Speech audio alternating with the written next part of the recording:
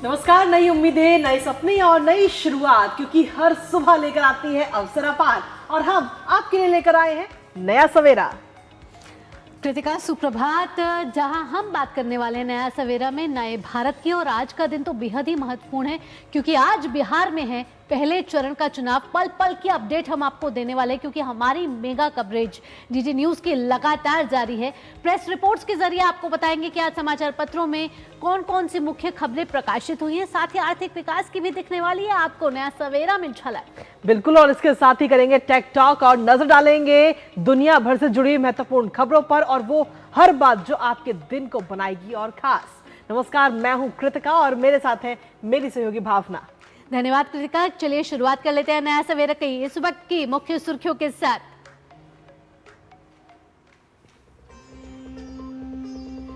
बिहार में पहले चरण की वोटिंग जारी। 18 जिले की 121 सीट पर मतदान। निष्पक्ष और पारदर्शी चुनाव के लिए निर्वाचन आयोग ने किए सभी इंतजाम। प्रधानमंत्री की अपील, पहले मतदान फिर जलपान।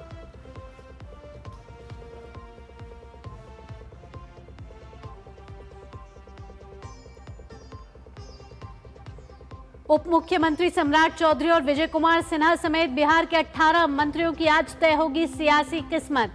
तेजस्वी, तेज प्रताप जैसे बड़े विपक्षी चेहरे भी दांव पर। मैदान में 1300 से ज्यादा उम्मीदवार।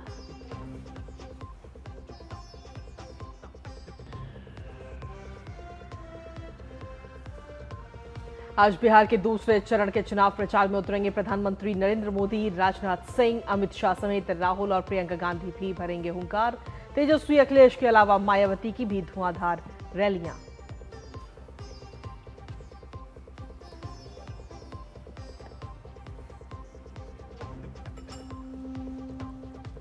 समुद्र की मैपिंग करने में भारत की और बढ़ेगी ताकत। आज कोच्चि में नौसेना में शामिल होगा हाइड्रोग्राफिक सर्वेक्षण पोत इशक। जरूरत पड़ने पर आपदा राहत में भी होगा मददगार।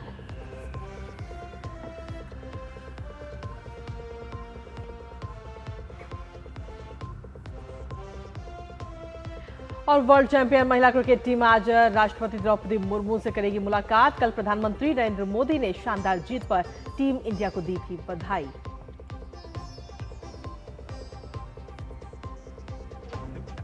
और सबसे पहले खबर बिहार से ही जुड़ी हुई। आज डी डे नहीं, आज बी डे है क्योंकि आज बिहार में पहले चरण का मतदान हो रहा है और लोकतंत्र का उत्सव यहां मनाया जा रहा है।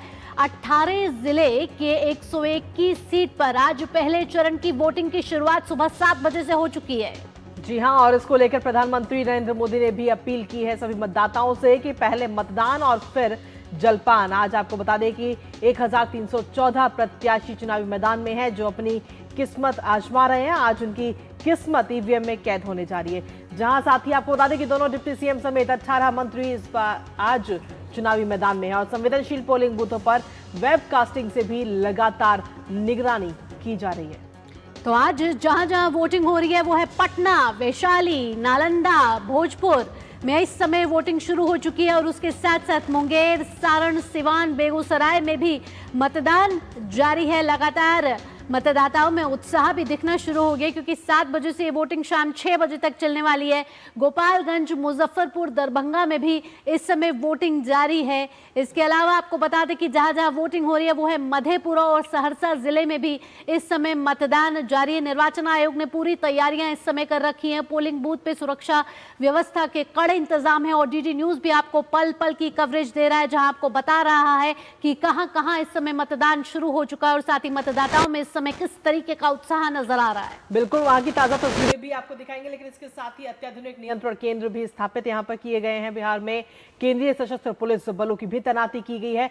कुल मिलाकर अगर देखें तो बिहार में एनडीए वर्सेस महागठबंधन इस बार नजर आ रहा है, जहां तेजस्वी और तेज प्रताप में भी सियासी जंग इस बार छिड़ी हुई है जिस पर हर किसी की नजर लगातार बनी हुई। तो कुल मिलाकर देखें तो सुबह से ये वोटिंग शुरू हो चुकी है और डीडी न्यूज भी आपसे अपील करता है कि पहले मतदान करें और फिर जलपान करें। पहले जाके आप मतदान अवश्य करें अगर आपके क्षेत्र में आज मतदान हो रहा है और लोकतंत्र के इस पर्व में अपनी जिम्मेदारी, अपनी भूमिका जरूर निभाएं क्योंकि आपके पास जो आज का अधिकार है वो अधिकार आप इस्तेमाल कीजिए ताकि अगले 5 साल के लिए आप अपनी पसंद की सरकार को चुन सके। बिल्कुल सही कहा कृतिका आपने। आज का दिन बेहद ही महत्वपूर्ण है। पहले चरण के मतदान की शुरुआत हो चुकी है। दूसरे चरण का मतदान होना है 11 नवंबर को और जो नतीजे पहले और दूसरे चरण के घोषित किए जाएंगे वो हैं 14 नवंबर को ये नतीजे घोषित किए जाएंगे। और आइए आपको ताज़ा तस्वीरें दिखाते हैं जहां केंद्रीय मंत्री गिरिराज सिंह ने भी अपना मतदान कर दिया है। आपको बता दें कि धीरे धीरे सभी यहाँ आम नागरिक हों या बड़े चेहरे हों इस समय मतदान करने पहुंच रहे हैं और अपने मताधिकार का इस्तेमाल कर रहे हैं।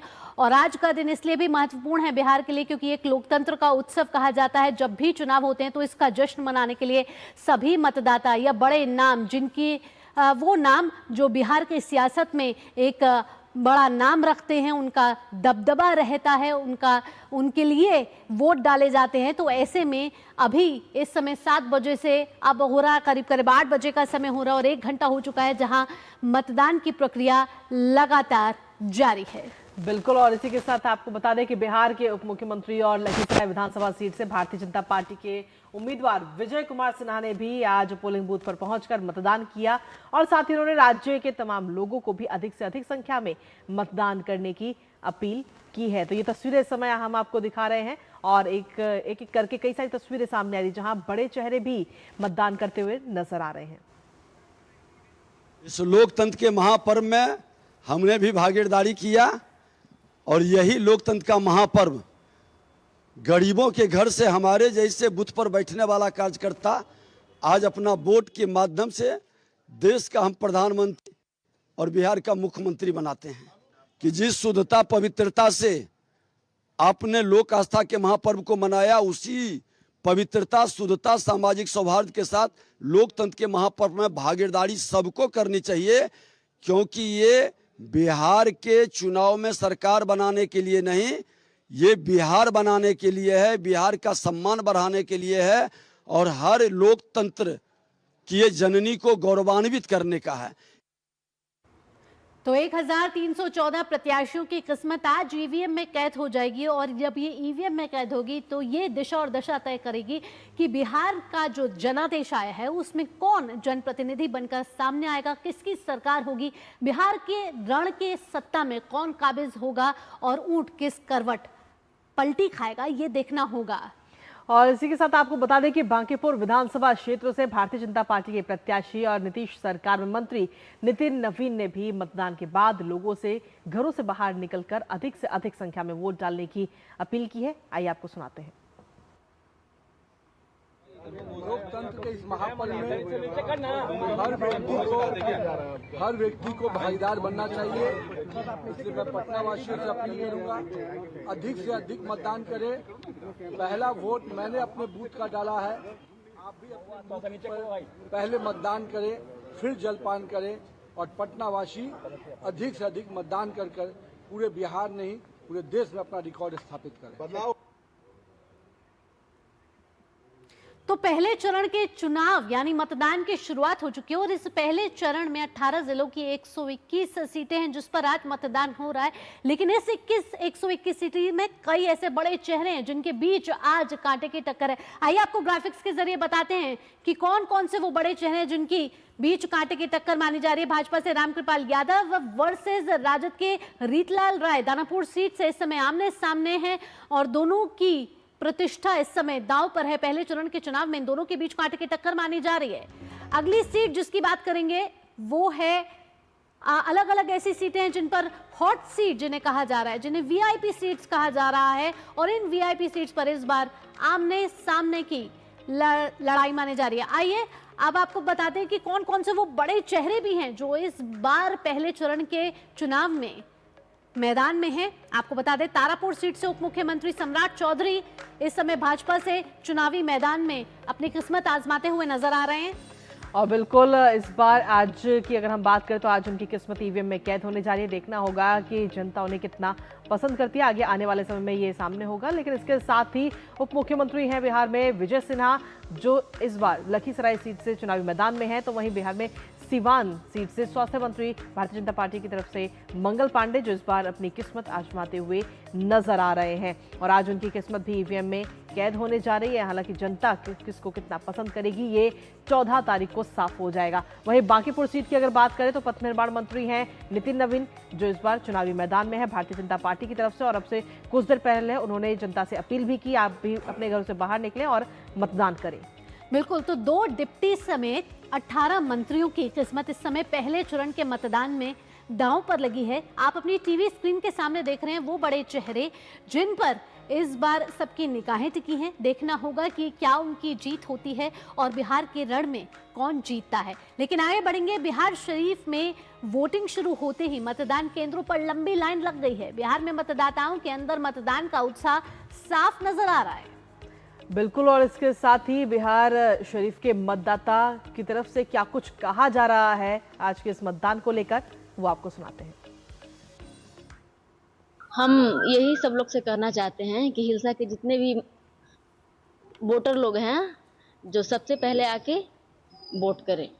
जैसे सभी लोग पर्व मनाते हैं, ये भी घर से आकर सबसे पहले वोट कर ले, उसके बाद कोई भी काम अपना करें। जनता से बोलेंगे कि आए अपना हर एक कीमती वोट दें। हम हिलसा के मतदाता से ये अनुरोध करना चाहते हैं कि पहले मतदान फिर जलपान, सबसे पहले अपना वोट दें फिर अपना काम पे जाएं।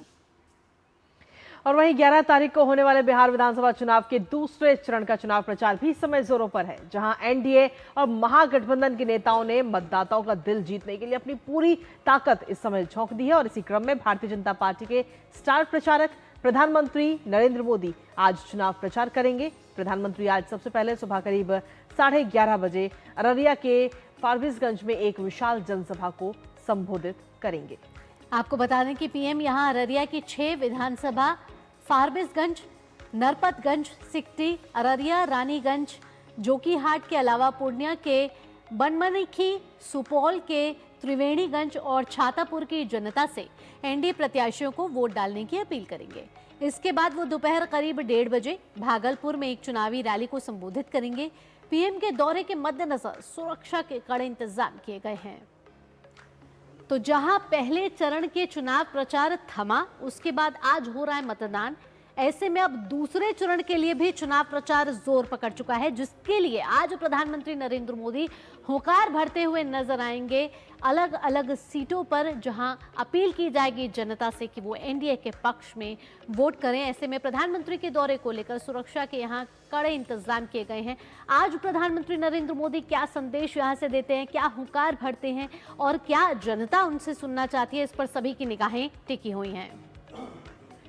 और चलिए इसी पर ताज़ा अपडेट ले लेते हैं। इस वक्त हमारे साथ में हमारे सहयोगी की जो पूरी टीम है वो इस समय जुड़ गई है। आज सबसे पहले आपको बता दें कि निशांत राय पटना से इस वक्त हमारे साथ जुड़ रहे हैं, साथ ही अमरेंद्र इस वक्त जुड़ रहे हैं हमारे साथ भोजपुर से, मधुरेश हमारे साथ जुड़ रहे हैं मुजफ्फरपुर से, और साथ ही शैलेंद्र हमारे साथ जुड़ रहे हैं भागलपुर से।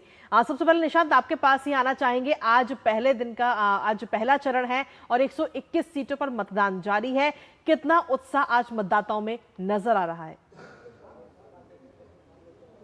देखिए, मैं इस समय बांकीपुर विधानसभा के एक पोलिंग बूथ पर मौजूद हूं, जो कि पटना में है, और ये कहा जा सकता है कि ये बेहद महत्वपूर्ण सीट है चुनाव के लहजे से देखी जाए। हालांकि इस सीट पर हमेशा से भाजपा का दावा रहा है और केंद्रीय माफ कीजिएगा बिहार के कैबिनेट मिनिस्टर पथ लोक निर्माण मंत्री नितिन नवीन इस सीट से लगातार जीतते हुए आए हैं। आपको एक बार तस्वीर दिखाना चाहूँगा कि लगातार पोलिंग बूथ पर जो वोटर्स हैं वो वोट डालकर आ रहे हैं और यहाँ पर अंदर जो है लगातार वोटर्स जा रहे हैं। हमारे साथ कुछ वोटर्स मौजूद हैं, उनसे बात करते हैं। आपने मतदान कर दिया सर? Yes sir. क्या मुद्दा रहा आपके मतदान करने का? मुद्दा रहा कि राष्ट्र का विकास मतलब मेरा विकास। जी मैम, आपने मतदान कर दिया? जी हाँ। क्या मुद्दा रहा? जो सर बोले वही। अच्छा, युवाओं से क्या अपील करना चाहेंगे इस समय आप, जो अभी तक मतदान केंद्रों पर नहीं पहुंचे हैं? अब युवा से जो मेरा मेंटेलिटी है 50 वर्ष का डिफरेंस आएगा, तो हम उसके मन के अनुसार नहीं बोलते हैं। मतदान की अपील सबको सहर्ष करना चाहिए, हमारा कर्तव्य है, धर्म भी है, कर्तव्य और धर्म दोनों है। तो आप देख सकते हैं कि जो मतदाता हैं उनका कहना है कि कर्तव्य भी है और धर्म भी है, लोगों को आके मतदान करना चाहिए। और मैं जैसा कि आपको बांकीपुर विधानसभा के विषय में बता रहा था, 2008 से ये विधानसभा जो है बनकर आई थी और उसके बाद से लगातार उपचुनाव और फिर उसके बाद से लगातार नितिन नवीन इस सीट से जीतते हुए आ रहे हैं। लेकिन इस बार उनकी रेखा कुमारी से सीधी टक्कर है और काफी मजबूत ये टक्कर मानी जा रही है। पिछली बार की अगर बात करें तो पुष्पम प्रिया, जिन्होंने बिहार की राजनीति में जैसे इस बार प्रशांत किशोर है, पिछली बार प्लूरल्स पार्टी से वो आई थी, उन्होंने कुछ नई चीजें करने की कोशिश की थी। हालांकि उनको 5000 के आसपास वोट मिले थे और ये कहा जा सकता है कि इस बार जो है बांकीपुर विधानसभा पे टक्कर जो है आज राजद और बीजेपी की इस आमने सामने देखने को मिल रही है। खैर फिलहाल मतदाता तमाम मुद्दों को लेकर पोलिंग बूथ पर जा रहे हैं और अपनी सरकार चुनने का काम कर रहे हैं। हमने यहाँ पर एक 88 साल की बुजुर्ग महिला से भी बात की थी, उनका भी यही कहना था कि जो अपने मुद्दे हैं उन पर वो वोट कास्ट करके आई हैं और उम्मीद की जा सकती है कि बांकीपुर विधानसभा में जो मतदान प्रतिशत है वो पिछली बार से ज्यादा मिले। हमारे साथ अमरेंद्र भी हैं। अमरेंद्र, आप तरारी भोजपुर सीट से हमारे साथ जुड़े हुए हैं। अमरेंद्र, आप तस्वीरों के जरिए हमारे दर्शकों तक दिखा दीजिए कि इस समय कितना उत्साह नजर आ रहा है। 7 बजे से वोटिंग शुरू हो चुकी है और अगर तरारी भोजपुर की बात की जाए तो यहाँ कितना कड़ी टक्कर है, कितना कड़ा मुकाबला है?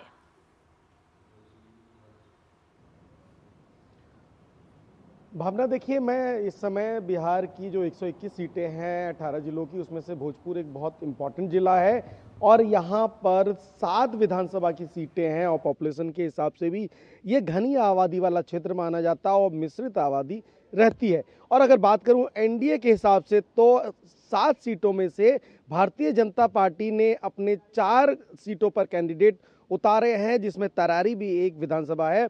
इसके अलावा मैं बात करूं जेडीयू की तो जेडीयू ने यहां से 3 यानी कि 4 और 3 7 कैंडिडेट जो एनडीए के हैं। और बात करें अगर हम महागठबंधन की तो महागठबंधन की सीधी टक्कर भारतीय जनता पार्टी के साथ 4 सीटों पे है, क्योंकि उन 4 सीटों पे आरजेडी ने अपने प्रत्याशी उतारे हैं और दोनों के बीच में खासा मुकाबला देखा जा सकता है। इसके अलावा 3 सीटों में से 1 सीट जो जेडीयू के साथ वीआईपी की टक्कर है और इसके अलावा 2 सीटों पर भाजपा माले की टक्कर है। तो ये 7 सीटों का एक गणित है, लेकिन जो विकास के हिसाब से ये जो भोजपुर जिला है कई सालों से कई उम्मीदें रख रहा था जो अभी तक पूरी नहीं हुई, लेकिन अब जनता जो है मन बना के आई है कि उनको विकास के लिए वोट करना है और विकास के नाम पे सुबह से लगातार जो वोटर्स हैं वो इस समय वोट डाल रहे हैं। देखिए इसमें सबसे बड़ा जो आंकड़ा भावना इस वक्त जो मतदान चल रहा है उसमें निर्वाचन आयोग की भूमिका खासी अहम मानी जा सकती है। इस बार निर्वाचन आयोग ने बहुत सारी नई पहल प्रारंभ की है, जिसके तहत कि देखिए कि सबसे पहले तो जो लोग हैं उनको बहुत आसानी से वोट कराया जा सके। एक मतदान केंद्र पर 1200 से ज़्यादा जो वोटर्स हैं उनकी संख्या नहीं हो, उसका ख्याल रखा गया है। मतदान स्थल को स्वच्छ साफ पानी की सुविधा के साथ युक्त किया गया है और जो मतदान स्थल है वहाँ पर बिहार की संस्कृति कला की झलक भी देखी जा सकती है। राजगीर की बात करें, गया की बात करें, नालंदा की बात करें, बहुत अच्छे पोस्टर्स लगाए गए हैं और मतदान स्थल को बहुत अच्छी तरह से सजाया गया है। लोगों में खासा उत्साह है और जो उत्साह है वो सबसे ज़्यादा यूथ में देखा जा रहा है। अभी मैं तरारी जो विधानसभा है, तरारी विधानसभा के यूथ से बात कर रहा था। 18 से 19 साल के जो यूथ है जो पहली बार मतदान करने जा रहे हैं, उनके मन में बहुत उत्साह है और एक विजन के साथ वो मतदान स्थल पर आ रहे हैं। मैंने जब उनसे पूछा कि क्या चाहते, तो उन्होंने बोला कि तरारी सहित जो हमारी भोजपुर की विधानसभा है वो पटना के मुकाबले में उतनी डेवलप नहीं है जितनी वो उनको उम्मीदें थी। तो इस बार वो उम्मीदों के साथ मतदान स्थल पर जा रहे हैं। और महिलाओं की बात करें, चूंकि आधी आबादी लगातार जो है एक टर्निंग पॉइंट साबित होती रही है और बिहार में आपको पता है कि जो महिला वोटरों की संख्या है 3,49,00,000 है, तो आधी आबादी का वोट लगातार जो है विकास के नाम पर एनडीए को मिलता आया है। हालांकि महिलाएं जो है साइलेंट वोटर के तौर पर जानी जाती है और सरकार के रास्ते को प्रशस्त करने में इन महिलाओं की भूमिका होती है। तो बिहार के 3,49,00,000 जो महिलाएं हैं वो कहीं ना कहीं इस समय जो 18 जिले की 121 सीटों पर एक टर्निंग पॉइंट होगा। भावना, इसके अलावा मैं एक बहुत मोटे तौर पे आपको बता दूं कि जो 18 जिलों की 121 सीटें हैं, इन पर अगर ओवरऑल बात करें भावना, तो लगभग मुकाबला बराबर का दिखता है, यानी कि एनडीए और यहाँ पर महागठबंधन की सीधी टक्कर है। और अगर आप 2020 के आंकड़े उठा के देखेंगे इन 121 सीटों की, तो इसमें से 61 सीटों पे 2020 में महागठबंधन ने जीत हासिल की थी और 59 सीटों पर एनडीए, यानी कि 61 पर महागठबंधन और 59 पर एनडीए। और एक सीट जो है चिराग पासवान ने जीती थी, क्योंकि 2020 में चिराग पासवान एनडीए का पार्ट नहीं थे। अब इस वक्त की तस्वीर भी लगभग वही है कि बराबर की टक्कर है और फर्स्ट फेज में जो स्थिति है, बीजेपी के लिए भी करने के लिए बहुत कुछ है और महागठबंधन के लिए भी करने के लिए बहुत कुछ है। तो जो वोटों का तो जो ध्रुवीकरण है इन सीटों पे ये माना जा रहा है कि इस बार भी की टक्कर बराबर है, लेकिन जनता के बीच में जो प्रधानमंत्री नरेंद्र मोदी का लगातार जो संदेश गया है और जिस तरह से प्रधानमंत्री ने आकर बिहार की जनता से लगातार इन जिलों में संवाद किया है जहां पर आज मतदान है, कहीं ना कहीं एक बड़ी तस्वीर पेश करने में जरूर मदद मिली है कि जिस तरह से 2005 से पहले का जो बिहार था, यानी कि 20 साल पहले का बिहार था, जिसमें हम जंगल राज की बात करते आए हैं, जिसमें भ्रष्टाचार की बात होती है, जिसमें अलकतरा घोटाला यानी कि कोयला घोटाला की बात होती है, अलकतरा घोटाला की बात होती है, चारा घोटाला की बात होती है, और किस तरह से बिहार जो है विकास से कोसों दूर था, जो मुख्य धारा से बढ़ने में काफ़ी दूर था। तो कहीं ना कहीं एक तस्वीर जो है 2005 से लेकर और 2025 तक के बिहार में बहुत बदली है। और जो प्रधानमंत्री ने लोगों को वादा किया है कि जो केंद्र से जो भी मदद होती है वो बिहार में सबसे पहले आती है और उसकी तस्वीर दिख रही है। तो ये विजन कहीं ना कहीं भारतीय जनता पार्टी का जो विजन है, तमाम बड़े नेताओं ने ये सेट करने की कोशिश की और जनता के बीच में इसका असर भी देखने को मिला है। और जो ये पूरा अगर आप चुनाव देखें तो विकास वर्सेस जंगल राज के नाम पर ही लड़ा गया। हालांकि लगातार प्रधानमंत्री ने कहा कि कट्टे के बल पे शासन करते आए हैं, और इधर से महागठबंधन की तरफ से अगर देखें तो पूरी जो कमान है सिर्फ अकेले एक व्यक्ति ने संभाल रखी थी, जिसका नाम तेज प्रताप है। आरजेडी से पूरे चुनाव प्रचार की कमान उन्होंने संभाली थी और आज उन्हीं तेज प्रताप की भी किस्मत दांव पर है। पहले चरण में आपको पता है भावना की जो राघोपुर विधानसभा सीट है वो लालू परिवार का बहुत ही एक इंपॉर्टेंट सीट मानी जाती है, एक सेफ सीट मानी जाती है। वहां से लगातार राबड़ी देवी की बात करें, लालू यादव की बात करें, बेहद ही रोचक है और दिख रहा है साफ तौर पर कि वोटरों में भी उत्साह इस समय दिख रहा है। तस्वीरें हम दिखा रहे हैं कि लंबी लंबी कतारें लगनी शुरू हो चुकी हैं।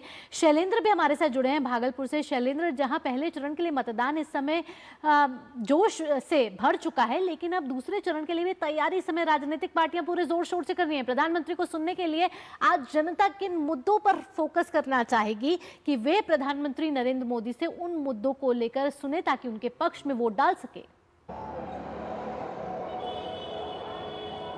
देखिए, भागलपुर बिहार के प्रमुख शहरों में से एक है और आज जो दो जनसभा प्रधानमंत्री नरेंद्र मोदी की होने वाली है उसमें दूसरी जनसभा भागलपुर में है, जिसमें हम जानते हैं कि दूसरे चरण का जो चुनाव प्रचार है अब उस पर पूरा फोकस हो गया है राजनीतिक दलों का।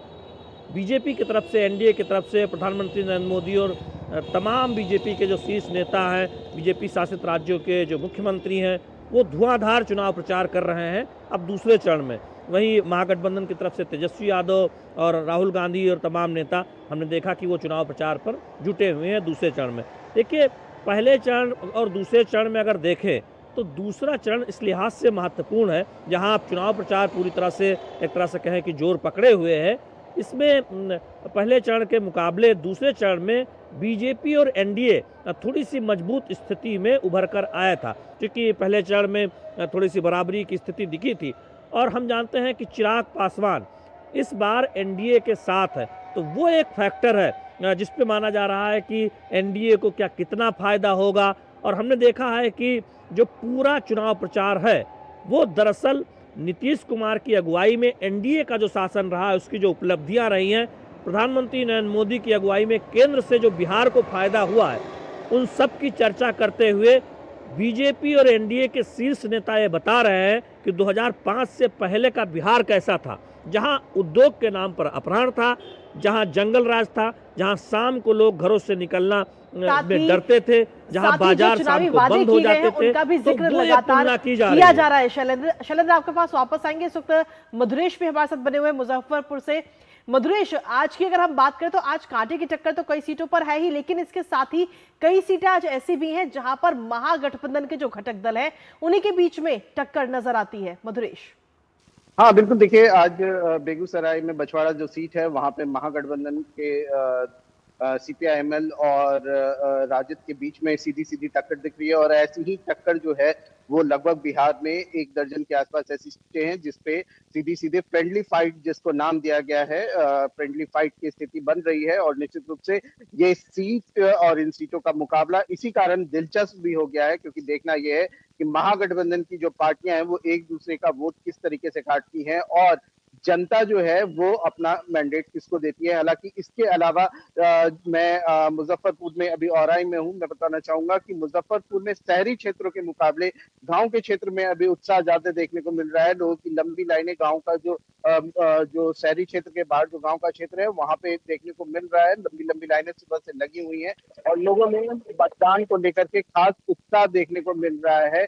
औराई एक ऐसी सीट है जहां पर बीजेपी ने अपने सिटिंग विधायक का टिकट काट करके रमा निषाद पर भरोसा जताया था। ऐसे में ये सीट जो है वो एनडीए के लिए बेहद महत्वपूर्ण है। यहाँ पर रमा निषाद के अगेंस्ट में वीआईपी के जो कैंडिडेट हैं वो खड़े हैं, उनका भी काफी दबदबा इस क्षेत्र में माना जाता है। तो ऐसे में बोगेंद्र निषाद उनका नाम है, तो बोगेंद्र निषाद जो है उनका भी काफी दबदबा माना जाता है और दोनों ही एक ही जाति समाज के से आते हैं। तो माना जा रहा है कि जो यहाँ की टक्कर है वो काफी कांटे की टक्कर है।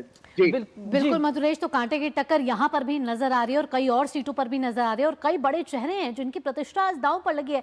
देखना होगा कि जनादेश में क्या निकल कर आता है, लेकिन फिलहाल मतदाताओं में उत्साह साफ तौर पर देखा जा रहा है।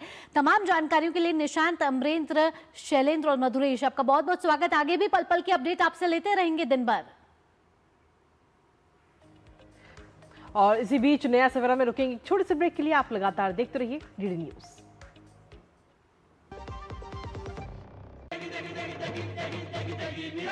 MDH की देगी मिर्च का तड़का, अंग अंग फड़का। MDH की देगी मिर्च। मेरी पसंद, मेरी पसंद,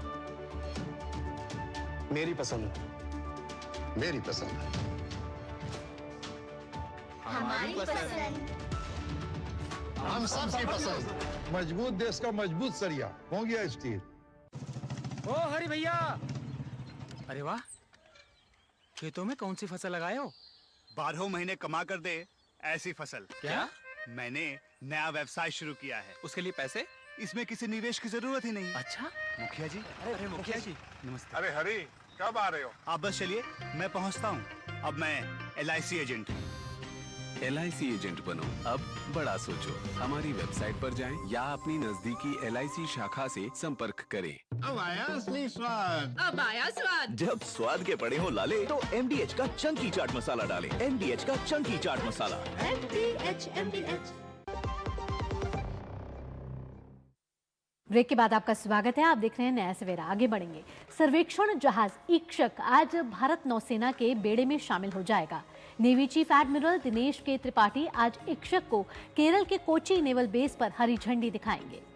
जी हां, आपको बता दें कि इक्षक के शामिल होने से नौसेना की समुद्र में सर्वेक्षण शक्ति में वृद्धि होगी और ये भारतीय नौसेना के स्वदेशी हाइड्रोग्राफिक तकनीक की नई राह पर आगे बढ़ने का प्रतीक है।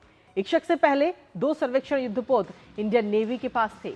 इक्षक रक्षा तकनीक में भारत की आत्मनिर्भरता का भी प्रतीक है। आपको बता दें कि इस पोत में 80% से ज्यादा स्वदेशी सामग्री का इस्तेमाल किया गया, जो आत्मनिर्भर भारत पहल की सफलता का सबसे बड़ा उदाहरण है। इक्षक एक संस्कृत शब्द है जिसका मतलब है मार्गदर्शक। इस पोत को बंदरगाहों, तटीय और गहरे जल सर्वेक्षण करने के लिए डिजाइन किया गया है। इक्षक से प्राप्त डेटा के आधार पर समुद्र में सुरक्षित नेविगेशन और भारत के समुद्री सुरक्षा ढांचों को मजबूत करने में सहायता मिलेगी। Monitoring system fully integrated. Indigenous high-grade steel by SAIL. 4 advanced survey motorboats. Multi-beam echo sounder maps the seafloor from shallow waters to over 11,000 meters, providing high-resolution bathymetry and backscatter. The ROV executes precise underwater missions with HD cameras and forward-looking sonar. Convertible hospital ship support in emergencies. The Indian Navy's first SVL initiative, a women-specific accommodation project embodying an inclusive approach. Ikshak charts the seabed with precision, from channels to critical assets. In crisis, she aids HADR Boysters India as a reliable maritime partner across the Indian Ocean region. INS Ikshak, a vessel built in India for India, a symbol of self-reliance, strength and pride at sea.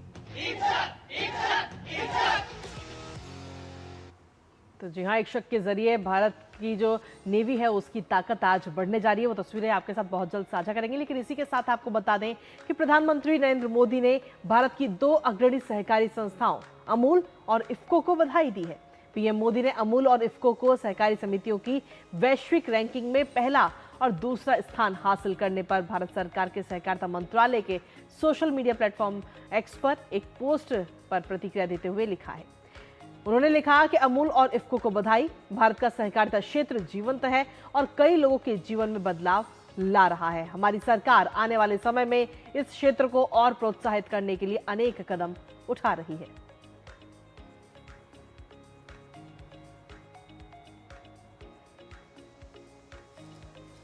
और अब खबर पश्चिम बंगाल से है। पश्चिम बंगाल के नदिया के नवद्वीप में केंद्रीय शिक्षा राज्य मंत्री डॉक्टर सुकान मजूमदार की कार पर हमला किया गया। सुकान मजूमदार ने तृणमूल कांग्रेस पर हमले का आरोप लगाया है।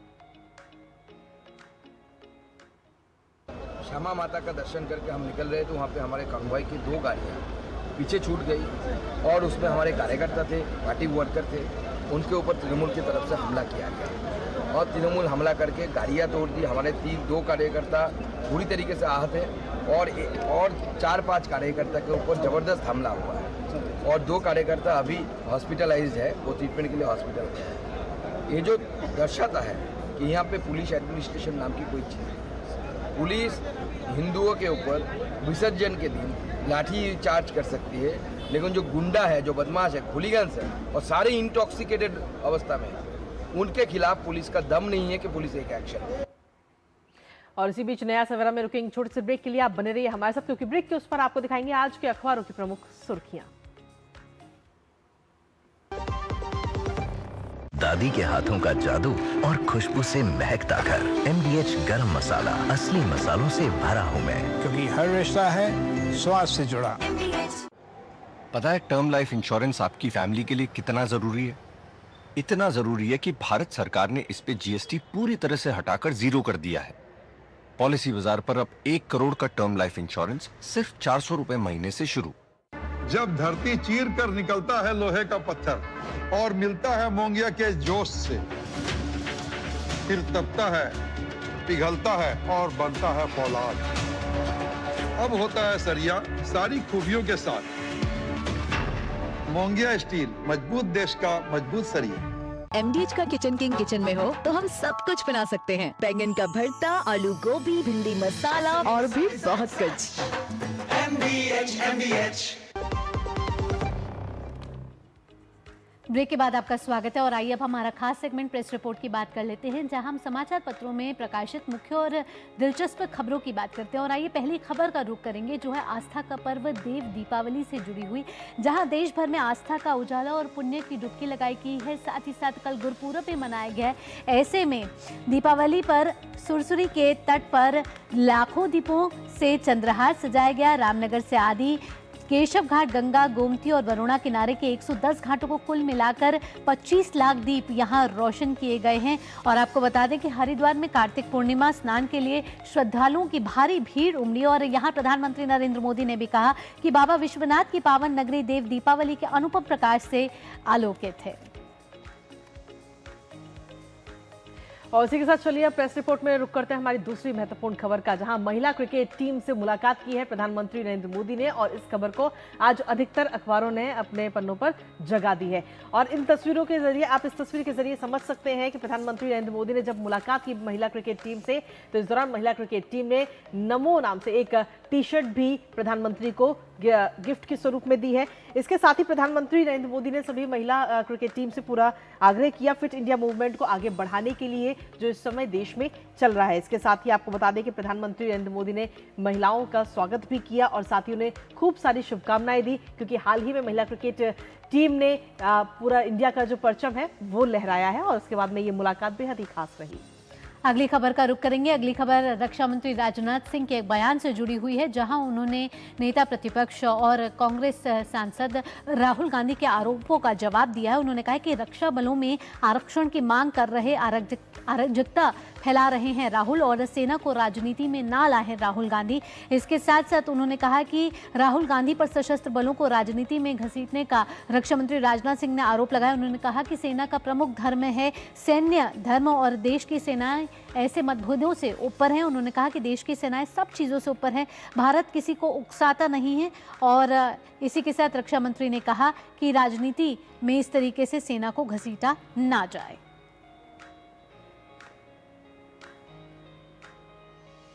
और इसी के साथ चलिए अब हमारी चौथी प्रमुख खबर आज के अखबारों में, जिसमें आपको बता दें कि अब दिल्ली यूनिवर्सिटी यानी डीयू में फिल्म मेकिंग की पढ़ाई भी अब युवा जो है वो कर सकते हैं। जी हाँ, इसके लिए कोर्स अब शुरू कर दिए गए हैं। खालसा कॉलेज में 3 महीने से लेकर के 1 साल तक के ये कोर्स इस वक्त उपलब्ध कराए गए हैं, जिसमें अगर फीस की हम बात करें तो 50,000 से 1.25 लाख तक इन कोर्सों की फीस है। और एडमिशन के जो पूरा प्रोसेस है, जो पूरी प्रक्रिया है, वो भी बहुत जल्द यानी कि 18 नवंबर से शुरू होने जा रही है। दरअसल इस परफॉर्मेंस के पीछे भी काफ़ी लंबी रिसर्च की गई, जिसके बाद में जो फिल्म मेकिंग का कोर्स है वो इस समय शुरू किया गया है। खालसा कॉलेज ने इसके लिए एक MOU साइन किया है और 60 साल तक का जो शख्स है वो इसमें एडमिशन ले सकते हैं, यानी कि युवा भी इसमें भागीदारी अपनी निभाएंगे। यानी और इसके अलावा जिन लोगों को शौक है वो भी इसमें पार्टिसिपेट कर सकते हैं और कोर्स कर सकते हैं इसका। अगली खबर का रुख करेंगे। अगली खबर अंतर्राष्ट्रीय जगत से है, जहां जोरहान ममदानी बन चुके हैं न्यूयॉर्क के मेयर। कड़ी प्रतिक्रिया मिल रही थी उनको ट्रंप से, लेकिन फिर भी उन्होंने जीत हासिल की है और लोगों ने बढ़ चढ़कर इस चुनाव में हिस्सा लिया और अपने पसंदीदा नेता को चुना। लेकिन सबसे दिलचस्प मुकाबला न्यूयॉर्क सिटी के मेयर पद के लिए हुए चुनाव में देखने को मिला, जिसमें भारतीय मूल के जोहरान ममदानी ने विजय होकर अब इतिहास रच दिया है। और वो तस्वीरें साझा की गई हैं अखबारों में भी, और उन्होंने जनता से कहा है कि ये कानून नहीं, ये डराने धमकाने का है और हम दबेंगे नहीं। अब वक्त आ गया है कि हम उन लोगों के खिलाफ खड़े हों जो हमारे शहर और हमारे भविष्य को कंट्रोल करने के लिए धमकियां देते हैं। तो ये कुछ ऐसी प्रमुख खबरें हैं जो आज समाचार पत्रों के अलग अलग पन्नों में प्रकाशित की गई हैं। अब आगे बढ़ेंगे नया सवेरा में और दुनिया भर की कुछ खास खबरों पर नजर डाल लेते हैं। अमेरिकी राष्ट्रपति डोनाल्ड ट्रंप ने कहा कि यदि नाइजीरिया ने ईसाइयों की हत्याएं बंद नहीं की तो अमेरिका ओर से दी जाने वाली सभी सहायता बंद कर देगा। उन्होंने कहा कि नाइजीरिया पर अमेरिका सैन्य कार्रवाई भी कर सकता है।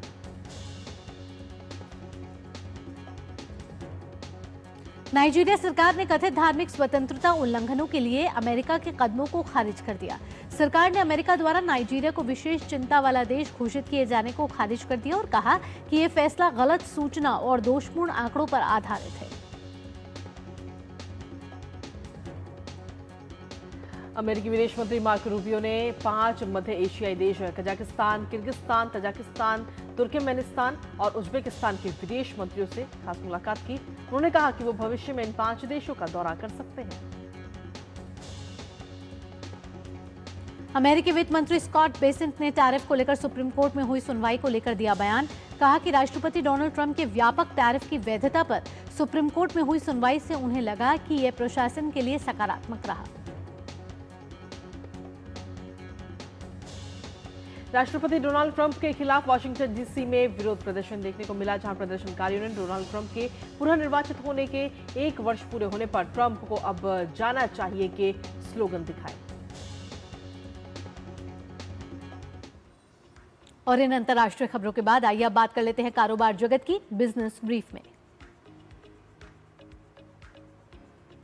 वित्त मंत्री निर्मला सीतारमण आज मुंबई में एसबीआई बैंकिंग और इकोनॉमिक्स कॉन्क्लेव में शामिल होंगी। ये कॉन्क्लेव का 12वां संस्करण है। कॉमर्स मिनिस्टर पीयूष गोयल ने एयर न्यूजीलैंड के सीईओ निखिल रविशंकर से मुलाकात की। इस दौरान न्यूजीलैंड में क्षेत्रीय संपर्क में एयरलाइन की प्रभावशाली भूमिका के साथ ही भारत के बढ़ते विमानन क्षेत्र और इसके नए अवसरों पर भी चर्चा हुई। अगली खबर का रुख करेंगे। महाराष्ट्र ने Starlink satellite communications private limited के साथ एक LOI पर हस्ताक्षर किया है। यह करार के बाद महाराष्ट्र स्टारलिंक के साथ साझेदारी करने वाला भारत का पहला राज्य बन गया।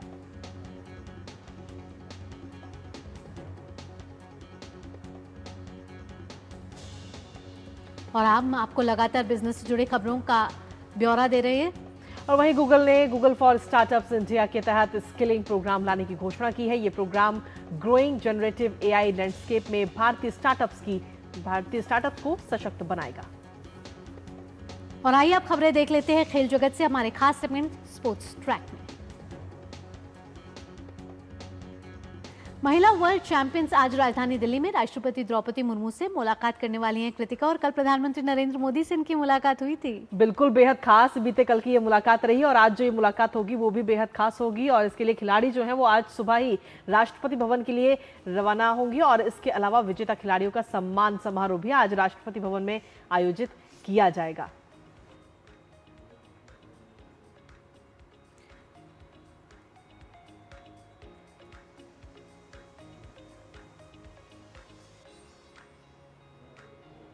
साथ ही विश्व कप विजेता भारतीय महिला क्रिकेट टीम ने प्रधानमंत्री नरेंद्र मोदी से भी मुलाकात की है। प्रधानमंत्री ने शानदार जीत पर टीम को बधाई दी और लगातार झटकों से उबरते हुए विश्व कप जीतकर इतिहास रचने को सराहा भी।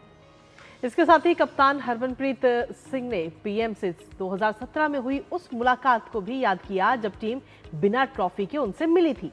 और कप्तान ने विश्वास जताया कि टीम आगे भी जीत की ट्रॉफियों के साथ पीएम से मिलती रहेगी। उपकप्तान स्मृति मंधाना ने कहा कि पीएम ने लगातार उत्साहवर्धन से टीम को बहुत प्रेरणा मिली है। मंधाना ने कहा कि देश की बेटियां अलग अलग क्षेत्रों में भारत का नाम रोशन कर रही हैं। वहीं दीप्ति शर्मा ने साल 2017 में पीएम से हुई मुलाकात को याद करते हुए कहा कि प्रधानमंत्री ने उन्हें अपने सपने को सच करने के लिए लगातार डटे रहने को कहा था। पीएम ने दीप्ति शर्मा द्वारा इंस्टाग्राम पर जय श्री राम लिखने और भगवान हनुमान के टैटू का जिक्र किया। इसके साथ ही प्रधानमंत्री ने कहा कि इससे उन्हें ऊर्जा मिली। टीम के अन्य सदस्यों ने भी अपने अनुभवों को प्रधानमंत्री नरेंद्र मोदी के साथ साझा किया है। प्रधानमंत्री ने टीम से फिट इंडिया का संदेश आगे बढ़ाने के लिए भी कहा। प्रधानमंत्री ने देश की बेटियों को इससे जोड़ने पर जोर दिया। पीएम ने उनसे स्कूलों में जाकर युवाओं को प्रेरित करने का भी आह्वान किया है। और कुछ और खेल की खबरों से आपको रूबरू करा देते हैं, जहां भारत और ऑस्ट्रेलिया के बीच 5 मैच की T20 सीरीज का चौथा मुकाबला आज खेला जाना है। जी हां, आपको बता दें कि सीरीज अभी 1-1 की बराबरी पर है और सीरीज का पहला मुकाबला बारिश के चलते रद्द हुआ था और दूसरे मैच में मेजबान टीम ने दर्ज की थी और तीसरा मुकाबला भारतीय टीम ने अपने नाम किया था।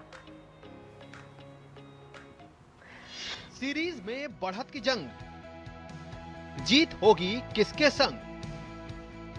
ये सवाल भारत और ऑस्ट्रेलिया दोनों देशों के क्रिकेट फैंस के जहन में घूम रहा है।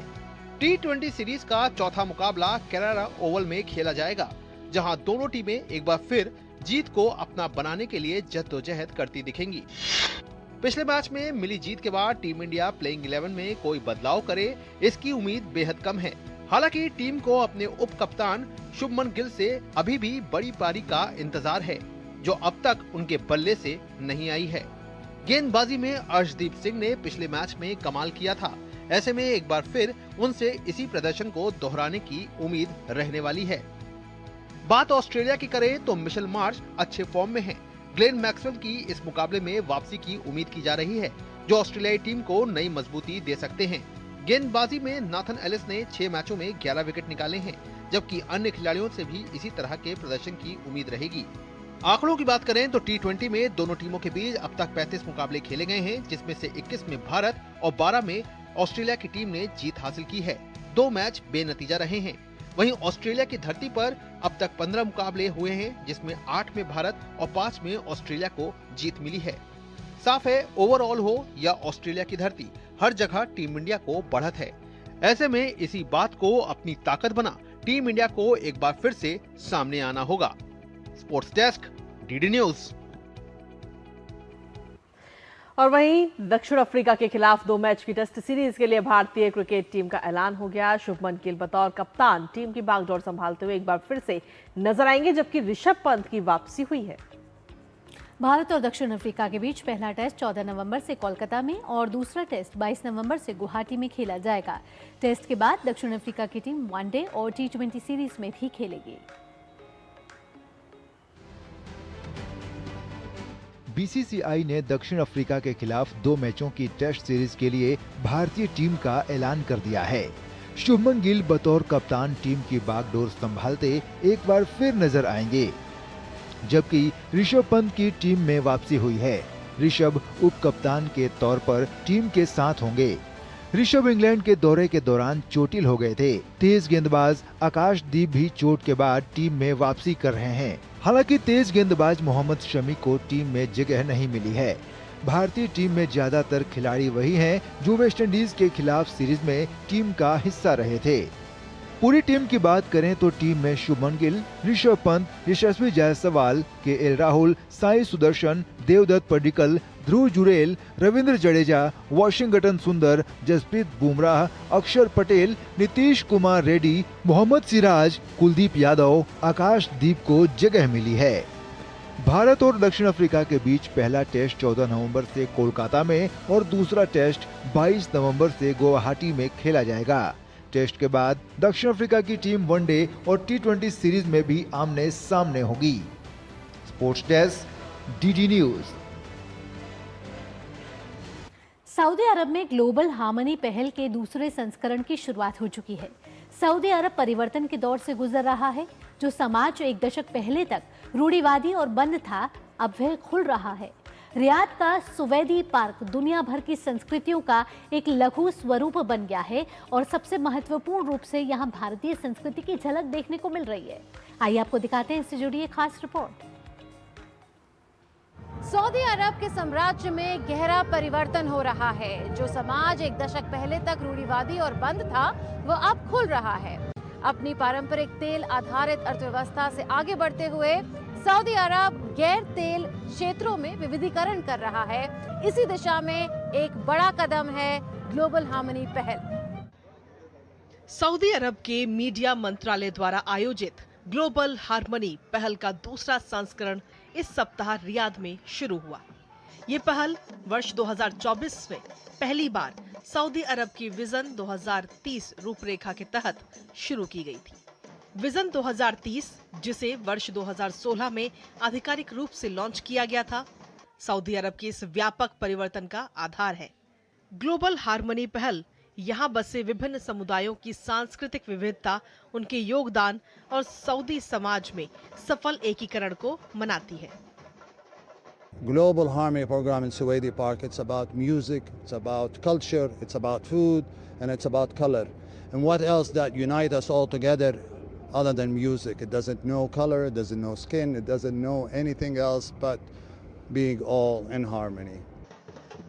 सऊदी अरब में मौजूद 27.3 लाख भारतीय प्रवासी समुदाय, जो साम्राज्य का सबसे बड़ा प्रवासी समुदाय है, उसको इंडिया वीक कार्यक्रम के माध्यम से सम्मानित किया जा रहा है। इंडिया वीक में भारत की जीवंत सांस्कृतिक पहचान को प्रदर्शित किया जा रहा है। ग्लोबल हार्मनी पहल के अंतर्गत इंडिया वीक का आयोजन दोनों देशों के बीच एक साझा सांस्कृतिक पुल के रूप में उभर रहा है। India is so close to my heart, and it's a small token of appreciation for the culture and for the people, and to show them what is all India about, and to start off and kick off the whole Global Harmony program with India is to show the whole world how much we as Saudis and personally love the Indian culture and love the food and love the harmony that we live with together.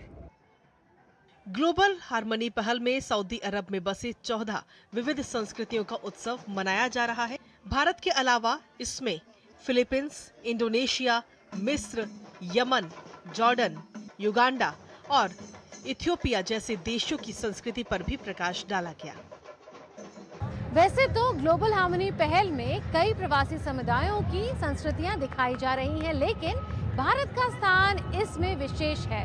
Saudi Arab में भारतीय cinema के प्रति गहरे प्रेम और भविष्य में सांस्कृतिक और मनोरंजन क्षेत्र में सहयोग की विशाल संभावनाओं को दिखाता है। कैमरामैन प्रमोद नेगी के साथ मैं मुनमुन भट्टाचार्य, रियाद से, दूरदर्शन न्यूज के लिए। और चलिए नए खबरों में आगे बढ़ते हैं और अब बात करते हैं आपकी और हमारी सेहत की फिटनेस मंत्र में, जहां आपको बता दें कि फैटी लीवर डिजीज एक ऐसी अवस्था है जिसका सही प्रबंधन ना किया जाए तो धीरे धीरे जिगर को क्षति होने लगती है। भावना, सही कहा आपने। फैटी लिवर एक ऐसी बीमारी हो गई है कृतिका, जहां कहते हैं कि 3 में से 1 भारतीय इस समय फैटी लिवर से कहीं ना कहीं जूझ रहा है। आइए आपको दिखाते हैं कि ये अवस्था है क्या और इससे आप कैसे बचाव कर सकते हैं। फैटी लिवर यानी जिगर में वसा का एकत्रित होना, ये एक ऐसी समस्या है जो काफी लोगों को प्रभावित करती है। जीवन शैली से संबंधित कई कारक इसके लिए जिम्मेदार हो सकते हैं। फैटी लिवर एक ऐसी स्थिति है जिसमें लिवर की कोशिकाओं में असामान्य रूप से अधिक मात्रा में वसा एकत्रित होने लगती है। आपने अल्ट्रासाउंड कराया और फैटी लिवर बताया गया। फैट इकट्ठा होना माने शरीर में चर्बी इकट्ठी हो रही है। ज़्यादा खाना और कम एक्सरसाइज करना लिवर में फैट के कारण बन सकता है। इसके अलावा और बहुत सारे कारण होते हैं लिवर में फैट बनना, जैसे कि अल्कोहल का कंजम्पशन, कुछ दवाइयां भी हैं जो लिवर में फैट इकट्ठा कर सकती हैं। यकृत यानी जिगर भोजन और अपशिष्ट पदार्थों के प्रसंस्करण के लिए शरीर का मुख्य अंग है। ये हमारे पाचन में अहम भूमिका निभाता है। कुछ वसा होना सामान्य है, लेकिन फैटी लिवर की स्थिति जटिलता उत्पन्न कर सकती है। जब तक कि लिवर ऑलमोस्ट 90% खराब नहीं हो जाता, हमारे को कोई लक्षण नहीं आता। तो अधिकतर जो सिम्टम आते हैं वो होते हैं शरीर में कमज़ोरी होना, थकावट रहना, काम करने का मन नहीं करना। और अगर इसके साथ में अगर आपको कोई डायबिटीज़ है, ब्लड प्रेशर की बीमारी है, हार्ट की तकलीफ़ है, तो आपके लिवर में वसा की होने के चांसेस बहुत ज़्यादा बढ़ जाते हैं। अमूमन लक्षण नहीं आते, और लक्षण जो आते हैं वो बहुत ही नॉन स्पेसिफिक होते हैं। और जो पीलिया और जो पेट में पानी या और कोई गंभीर बीमारियां जैसे बेहोशी होना, वो लिवर में वसा में ऑलमोस्ट एंड स्टेज में आती है। इस स्थिति में लिवर के वजन का 5 से 10% अधिक भाग वसा युक्त हो जाता है। फैटी लिवर रोग बन सकता है और आमतौर पर कई तरह की जटिलताएं उत्पन्न कर सकता है। Prevention is better than cure. वसा से हम बिल्कुल बच सकते हैं अगर हम शुरू से ही अपना एक हेल्दी लाइफस्टाइल करें।